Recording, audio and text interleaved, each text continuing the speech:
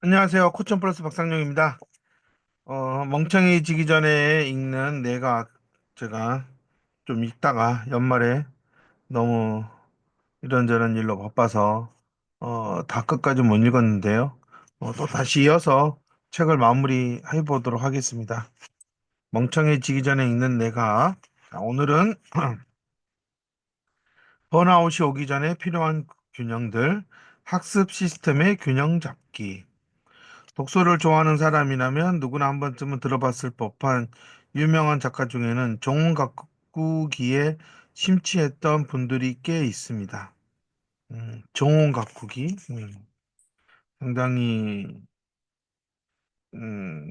고상한 취미일 수도 있고요. 근데 상당히 손이 많이 가서 정말 좀 쉽진 않더라고요. 그래서 우리들 보면 이제 베란다에 식물을 매년 사와도 죽는 사람이 있고 정말 한 번 사오면 몇 년씩 이렇게 키우시는 분들이 계시잖아요. 어, 저희 매형도 커피 콩을 가지고 와서 커피 콩을 심어가지고 지금 나무가 지금 베란다에서 자라고 있고 또 커피가 열리면 그걸 또 구워서 로스팅해서 커피로 내려 먹고 있는데요. 그거는 좀 저 같은 사람은 또 잘 안 되는 것 같은 것 같더라고요. 그래서 정원 가꾸기가 실질적으로 현대인들에게는 좀 되게 많이 어렵고 힘든 그런 게 아닌가라는 생각을 좀 하게 됩니다.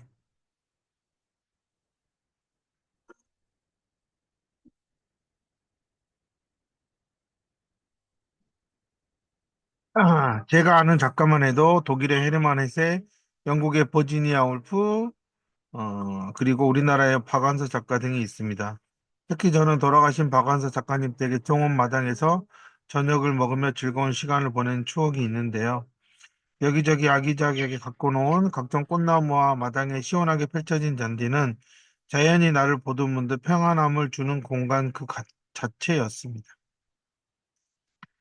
박한서 작가의 책, 못 가본 길이 더 름답다 중에 해 뜨기 전에 흙과 풀이 가장 부드럽고 냄새가 좋다와 같은 구절에 나타나 있듯이 마당의 정원을 만들고 가꾸느라 시간 가는 줄 몰랐던 이야기와 거기서 받은 교훈과 영감을 생생히 느낄 수 있었습니다. 노벨상 작가로 잘 알려진 해세 역시 스위스의 작은 마을에 살며 집안에 갖가지 꽃과 포도나무 등을 심고 가꾼 것으로 유명합니다. 동원 가꾸기, 식물 키우기. 제 어렸을 때 초등학교 때도 참 학교 앞 문방구에서 이런 것들을 씨앗을 많이 팔아서 저도 집에 텃밭이 있어서 좀 심어보고 했던 것 같은데요. 근데 이렇게 서울로 올라와서 이렇게 생활하다 보니 이 식물을 키우는 게 쉽지가 않아요. 음.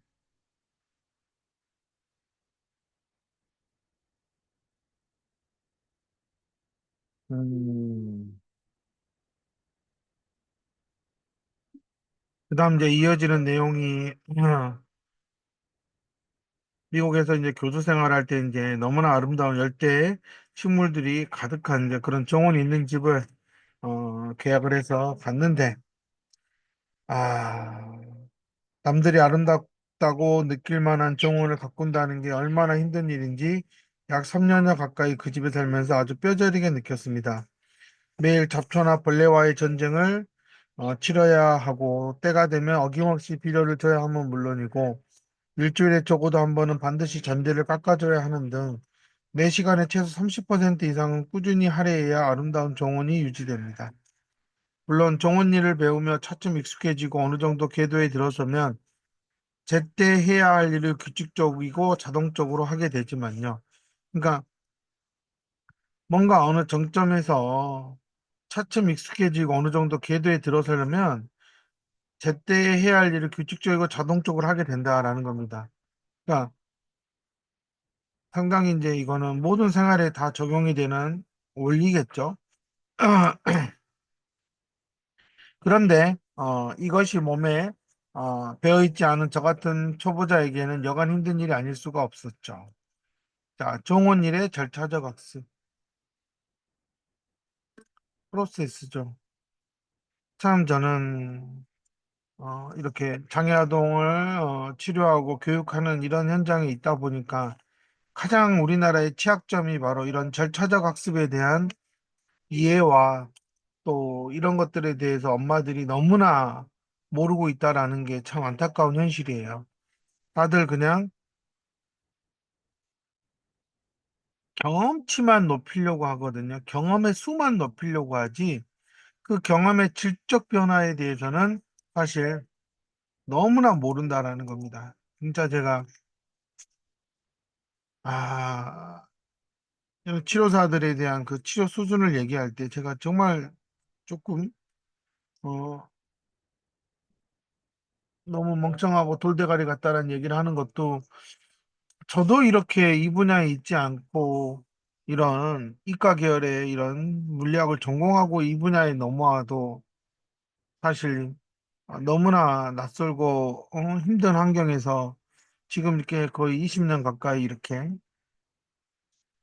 배워오면서 성장을 하고 있는데 처음부터 이런 치료 분야에서 전공을 하고 이렇게 현장에 뛰어들었던 사람들이 너무나 모른다라는 사실을 저는 솔직히 많이 이해하기가 어려워요. 이거는 정말 그 개인의 어떤 그런 사고 수준과 그런 어떤 의지와 노력 이런 부분들이 사실 좀 너무 약하지 않냐라는 생각을 많이 하게 됩니다. 음,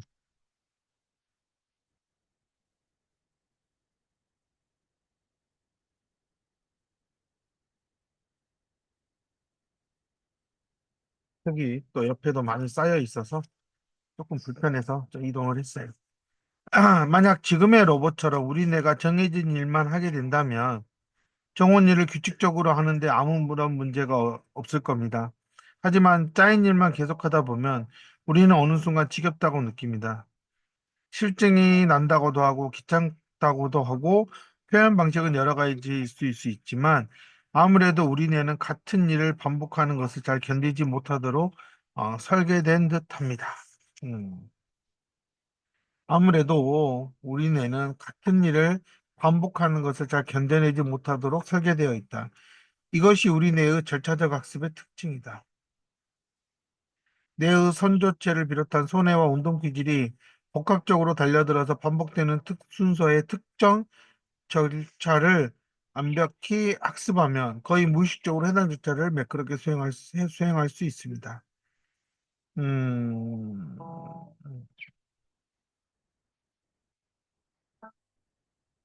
음. 자, 곧 있을 딸아이의 생일 파티 때 무엇을 해줄까와 같은 단디깎기와 전혀 상관없는 어, 생각을 하면서도 뒷마당과 앞마당의 잔디깎기 작업을 능숙하게 마칠 수 있죠. 이처럼 절차적 학습은 자동 수행력이 높습니다. 절차적 학습은 자동 수행력이 높다.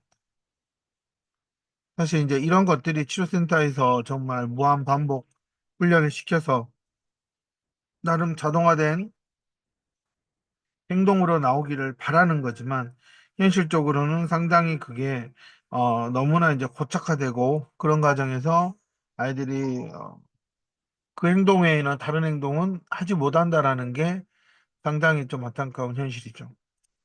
거장들은 정원 일을 하면서 무슨 생각을 했을까요? 아마도 매우 사소한 일부터 시작해서 작품에 대한 구상과 자연에 대한 생각, 삶에 대한 고민 등 작업실에서는 하기 어려운 여러 가지 랜덤한 생각과 상상의 나래를 펼쳤을 것으로 짐작합니다. 그러니까 자기 전문 분야와 다른 곳에서 상당히 이제 여러 가지 어, 랜덤한 생각과 상상의 나래를 펼쳤을 것으로 짐작됩니다. 아무래도 이제 계속 자신이 하는 일에서만 매달려 있다 보면 아무래도 계속 그런 쳇바퀴 도는 일상에서의 반복된 행동만을 계속 떠올리게 되기 때문에 장소의 전환을 통해서 정말 신선한 생각을 할 수 있다라는 거죠. 그리고 장소가 다르기 때문에 그런 데서 느끼는 부담감은 훨씬 덜할 테니까. 이들 작가에게 정원은 단순히 집의 마당을 예쁘게 가꾸는 공간이라기보다는 창작을 하느라 고갈된 정신적 에너지를 다시 흙과 식물로부터 재충전하는 충전소와 같은 곳이었을 겁니다. 이런 재충전 수단 없이 일에 매몰되다 보면 쉽게 에너지가 고갈된 느낌이 듭니다. 이렇게 에너지가 고갈된 상태를 흔히들 번아웃이라고 하죠. 그러니까 이렇게 상당히 이제 거장들은 자신의 번아웃을 이렇게 해소할 수 있는 그런 탈출구를 만들어 놨다라는 거죠. 배터리가 방전되는 원인, 번아웃이 오면 심신이 지쳤다고 느끼고 의욕이 없는 상태가 됩니다. 무기력해지고 집중력도 떨어지고 감정적으로도 무뎌지면서 늘 하던 일에 대해서도 이걸 해서 뭐 하나와 같은 냉소적인 시각을 갖고 심지어 자기 비하에 빠집니다. 번아웃의 원인과 극복 방법은 아직 또 학계에서 다양한 변이들을 추적하며 연구하고 있습니다만 마치 유명 배터리 광고에 나오는 토끼 인형처럼 방전된 배터리를 어떻게 다시 충전할 것인가가 주요 쟁점입니다. 그리고 번아웃 방지의 핵심은 이렇게 배터리가 방전될 때까지 놔두지 않는 관리, 즉 우리 뇌의 에너지 관리가 핵심이겠죠. 이 번아웃의 문제는 어, 치료센터를 어려서부터 오래 다닌 아이들이 어느 정도 5년 이상이 되면 상당히 이제 수동적이고 어, 의존적인 성향에서 벗어나지 못하고 그렇기 때문에 상당히 이제 감정적인 에너지 소비가 많아지는 시점이죠. 주변에 있는 치료사나 엄마들도 그런 점에서 정말 이 아이들이 이 치료 장기간의 그런 치료 기간을 정말 잘 이겨내면서 성장할 수 있도록 하기 위해서는 아이들의 번아웃 문제도 좀 많이 고려해 보는 게 필요하다라고 생각을 합니다. 음, 여기 그런 말이 나옵니다. 뇌에서 에너지가 방전되는 기전을 보면 한 가지 시스템만을 혹사시키는 경우가 가장 흔하다. 특히 에너지가 많이 사용되는 인지작용을 담당하는 영역이 혹사되면 쉽게 번아웃으로 이어집니다. 정말 저는 이제 이런 부분들이 인지 영역을 담당하는 게 혹사되면 저는 이제 언어 치료에서 배우는 언어를 배우는 아이들이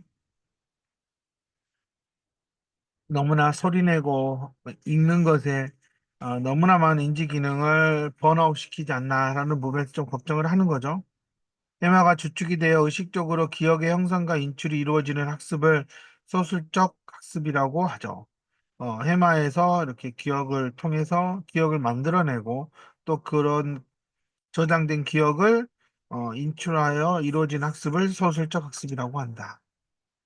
해마가 주축이 되어서 이루어진 학습을 소술적 학습이라고 한다. 일단 학습이 완성되면 기억의 인출이 무의식적으로 이루어져 에너지를 별로 쓰지 않는 절차적 학습에 비해 소수적 학습은 기억이 형성된 이후 인출될 때도 의식의 작용이 필요하기 때문에 에너지를 상대적으로 많이 사용하게 됩니다. 따라서 해마의 주요 기능이 일화 기억의 형성과 인출, 일화 기억, 어떤 에피소드 얘기를 하겠죠. 내비게이션 작동을 위한 공간에서의 위치 파악과 길찾기, 그 다음에 사회적 상호작용 등을 수행하기 위해서는 에너지가 충분해야 한다. 자, 해마의 기능은 여기서 멈추지 않죠. 앞으로 벌어질 일에 대한 시뮬레이션과 상상, 마음 이론이라고 부르는 다른 사람의 마음 상태에 대한 추론, 추측, 인간관계의 시뮬레이션과 계획 등 과거의 경험을 미래로 이어주기 위한 거의 모든 인지적 작용에 해마를 비롯한 뇌학술 소술적 학습 시스템을 동원합니다. 흔히들 우리가 말하는 정신노동이라고 부르는 범주에 속하는 일들이죠. 특히 급박한 데드라인에 맞추거나 질적 우수성보다 양적 우수성을 달성하는 방식으로 해마 시스템을 혹사시키는 경우 이에 동반되는 스트레스는 쉽게 번아웃으로 이어집니다. 바로 이런 얘기를 하죠. 특히 급박한 데드라인을 맞추거나 질적 우수성보다 양적 우수성을 달성하는 방식으로 해마 시스템을 혹사시키면 이에 동반되는 스트레스는 쉽게 번아웃으로 이어진다. 해마에는 특히 스트레스를 받으면 나오는 호르몬인 글루코코르티코이드의 수용체가 다른 뇌 영역보다 밀집되어 있어 스트레스에 상당히 취약하다. 특히 오랜 시간 이어지는 만성 스트레스는 해마의 기능을 위축하는 정도가 아니라 세포 자체를 죽일 수도 있다. 오랫동안 이어지는 만성 스트레스는 해마의 기능을 위축한 정도가 아니라 세포 자체를 죽일 수도 있다. 세포 자체가 죽어버릴 수 있다는 겁니다. 음,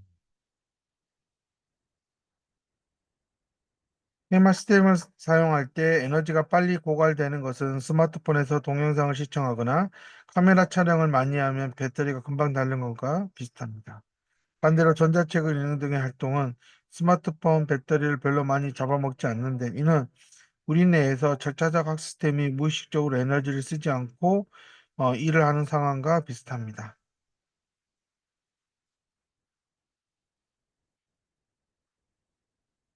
자신의 업무나 일에 소수적 학습 시스템을 집중적으로 동원해야 하는 사람들이 해당 업무나 일을 번아웃 없이 꾸준히 잘하기 위해서는 이른바 재충전을 통한 에너지 보강이 매우 중요하다.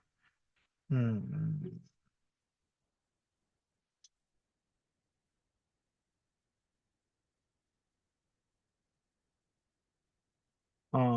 그래서 재충전을 위한 활동은 당연히 소수적 학습 시스템을 더 요구하는 활동이 아니어야 된다. 오히려 소수적 학습 시스템과 어떤 면에서는 상극이라고 할 수 있는 절차적 시스템을 오히려 소수적 학습 시스템과 어떤 면에서는 상극이라고 할 수 있는 절차적 학습 시스템을 최대로 활용하는 활동이 가장 좋을 것입니다. 음, 소수적 학습 시스템이 제대로 쉬려면 문제는 절차적 학습도 절차를 배우는 첫 과정에는 상당히 의식적인 노력이 필요하다는 것입니다. 소수, 소설적 학습 시스템을 쉬게 해주려고 어, 음,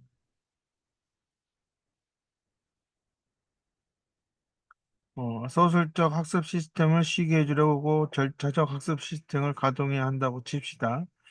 그러면 절차적 학습 시스템이 무의식적으로 에너지를 거의 쓰지 않고 푹 빠져들어 자동으로 기억을 술술 재생하는 활동이 이상적이겠죠.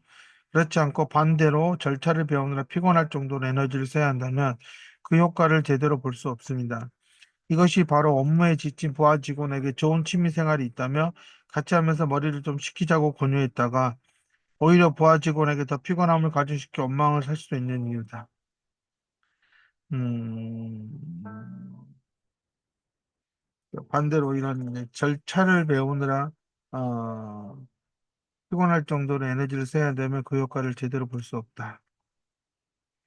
자, 이제 이런 부분에서 일반적으로 이제 치료사들이 이제 가장 큰 많이 하는 실수가 좀 재밌게 배워보자, 쉽게 배워보자, 라고 하는 과정에서 아이하고 이제 놀이나 이제 이런 식으로 하다 보면 좀 어떻게 보면 시간이 좀 많이 딜레이 되는 그런 문제가 발생할 수가 있어요, 사실.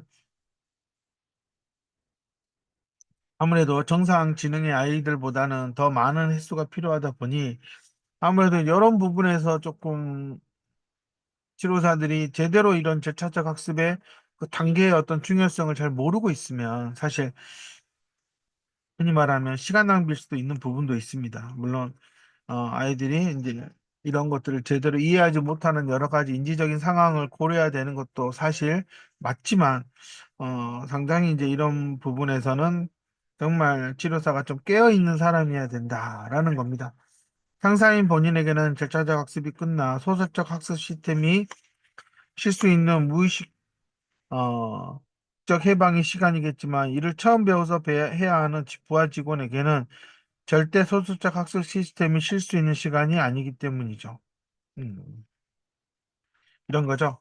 저도 이렇게 주말에 이렇게 가끔 오프로드 모임에 가서 오프로딩을 하다 보면 정말 경험의 차이가 너무나 많이 나고 또 그 매 순간마다 판단을 내려야 했을 때 그리고 그런 경력자들이 이렇게 얘기를 해줬을 때 그걸 제대로 이해하는데 상당히 스트레스를 받는 건 사실이에요.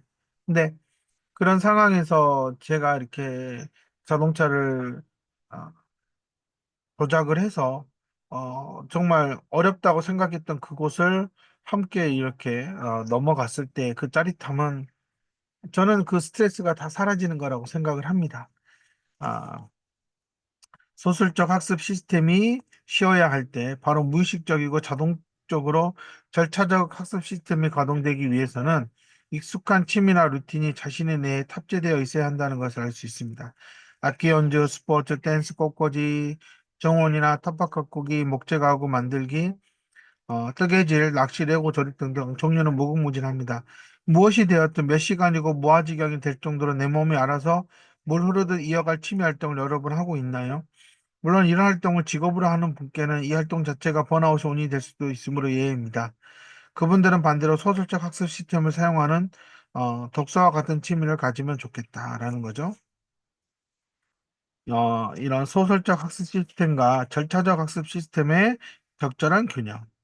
무엇이 되었든 필요할 때 소설적 학습 시스템과 절차적 학습 시스템을 자유자재로 교대 근무를 시키기 위해서는 상당한 훈련과 준비가 필요하다.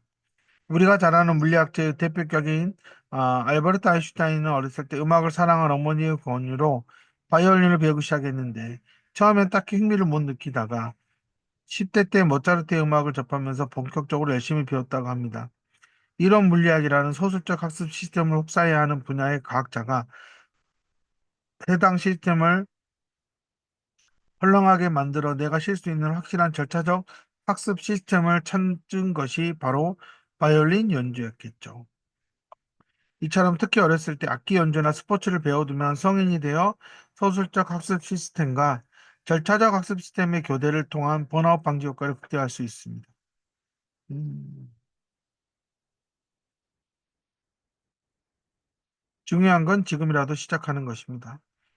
제가 최근 들어서 상당히 레고 블록도 만들고 책을 읽어 또 이렇게 틈틈이 주말에는 오프로딩을 가 정말 이렇게 다양한 이런 절차적 학습에 대해서 자꾸 이런 경험을 쌓아가는 것은 어, 사실 이런 익숙해져 버린 이런 환경에서 조금 더 뇌를 더 리프레시하고 다시 이제 재구조하는 그런 경험을 쌓기 위해서다.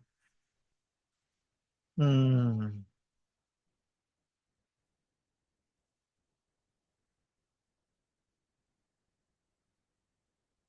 뇌에서 에너지가 방전되는 주요 원인은 한 가지 시스템을 혹사시키는 데 있습니다. 정신노동이 드는 것과 아닌 것을 번갈아 하는 균형이 필요합니다. 그래서 흔히 말하면 어렸을 때 눈손 협응을 위해서 여러 가지 것들을 많이 이렇게 손으로 만들고 자르고 또 이런 것들을 시도하라고 하는 것도 사실 이제 이런 책을 통한 학습에서 상당히 과부하가 걸리고 힘든 아이들 같은 경우 사실 음, 이렇게 어, 손에 다양한 기능을 사용하고 조작 방법을 통해서 어떤 결과물을 만들어내는 그런 즐거움과 성취감을 맛볼 수 있어야 된다라는 것에서 저는 상당히 중요하다라고 보는 겁니다. 물론 이제 그런 것들을 따로 하려면 시간적 제약이 많기 때문에 사실 학습의 상황에서 조금만 더 그런 부분을 고려한다면 저는 충분히 좋은 일석이조의 효과가 있을 거다라고 생각이 들거든요. 저는 이제 그런 점에서 이제 제가 만드는 모든 교구들은 결국은 이런 절차적 학습을 어느 정도 경험할 수 있는 그런 형태로 만들려고 하는 거죠. 오늘은 여기까지 읽고 또 다음에 또 읽어보도록 하겠습니다. 2026년 1월 4일 읽었습니다. 감사합니다.